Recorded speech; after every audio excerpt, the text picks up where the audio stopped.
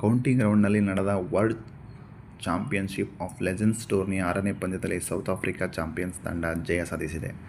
ಈ ಪಂದ್ಯದಲ್ಲಿ ಟಾಸ್ ಗೆದ್ದ ಇಂಡಿಯಾ ಚಾಂಪಿಯನ್ಸ್ ತಂಡದ ನಾಯಕ ಯುವರಾಜ್ ಸಿಂಗ್ ಬೌಲಿಂಗ್ ಆಯ್ದುಕೊಂಡಿದ್ದರು. ಅದರಂತೆ ಮೊದಲು ಬ್ಯಾಟ್ ಮಾಡಿದ ಸೌತ್ ಆಫ್ರಿಕಾ ಚಾಂಪಿಯನ್ಸ್ ತಂಡಕ್ಕೆ ಹಾಶಿಮ್ ಆಮ್ಲಾ 22 ರನ್ ಮಾಡಿದರೆ ಹಾಗೂ ರುಡಾಲ್ಫ್ 24 ರನ್ ಮಾಡಿ ಉತ್ತಮ ಆರಂಭ ಒದಗಿಸಿದರು. ಇನ್ನು 3ನೇ ಕ್ರಮಾಂಕದಲ್ಲಿ ಕಣಕ್ಕಿಳಿದ ಸಿರಿಲ್ ಹೆರ್ವಿ 15 ರನ್ ಗಳಿಸಿ ಔಟ್ ಆದರು. ಆ ಬಳಿಕ ಆಗಮಿಸಿದ ನಾಯಕ ಎಬಿ ಡಿವಿಲಿಯರ್ಸ್ ಸಿಡಿಲಬ್ಬರದ ಬ್ಯಾಟಿಂಗ್ ಪ್ರದರ್ಶಿಸಿದರು.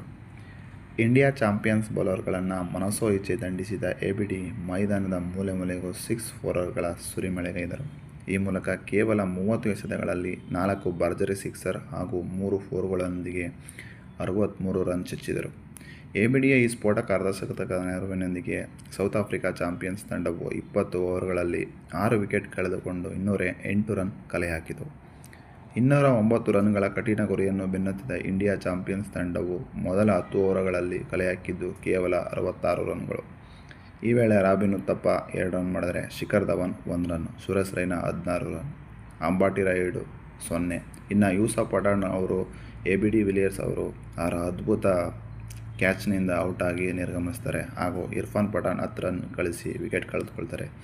ಇನ್ನು 18.2 ಓವರ್ಗಳಲ್ಲಿ 9 ವಿಕೆಟ್ ಕಳೆದುಕೊಂಡು 111 ರನ್ ಗಳಿಸಿದ್ದ ವೇಳೆ ಫ್ಲಡ್ ಲೈಟ್ ಸಮಸ್ಯೆ ಎದುರಾಯಿತೆ. ಹೀಗಾಗಿ ಪಂದ್ಯವನ್ನು ಸ್ಥಗಿತಗೊಳಿಸಲಾಯಿತು. ಅಲ್ಲದೆ ಡಕ್ವರ್ತ್ ಲೂಯಿಸ್ ನಿಯಮದ ಪ್ರಕಾರ ಸೌತ್ ಆಫ್ರಿಕಾ ಚಾಂಪಿಯನ್ಸ್ ತಂಡವನ್ನು ವಿಜಯಿ ಎಂದು ಘೋಷಿಸಲಾಗುತ್ತೆ. ಈ ಮೂಲಕ ಇಂಡಿಯಾ ಚಾಂಪಿಯನ್ಸ್ ವಿರುದ್ಧ ಸೌತ್ ಆಫ್ರಿಕಾ ಚಾಂಪಿಯನ್ಸ್ ತಂಡವು 88 ರನ್ಗಳ ಗೆಲುವು ದಾಖಲಿಸಿದೆ.